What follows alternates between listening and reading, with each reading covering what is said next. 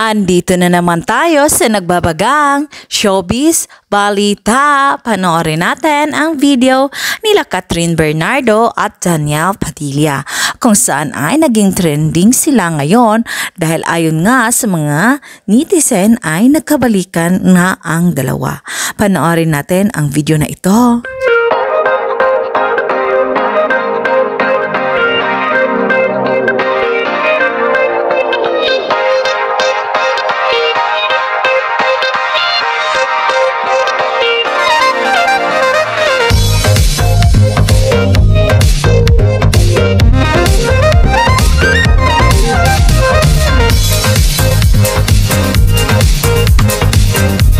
Trending ngayon sina Danielle Padilla at Catherine Bernardo dahil sa mga chismis na lumabas na nagkabalikan nga daw ang dalawa.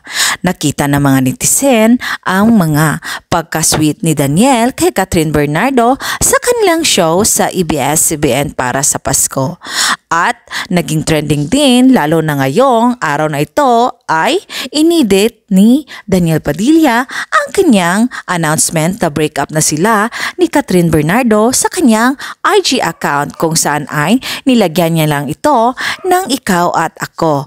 Lalo na naging trending sila kagabi sa Asia's Artist Award 2023 kung saan ay dito sa Manila iniheld ang nasabing award na ceremony na dinaluhan ng mga sikat na Korean actor at actress kung saan ay nakakuha din ng mga award.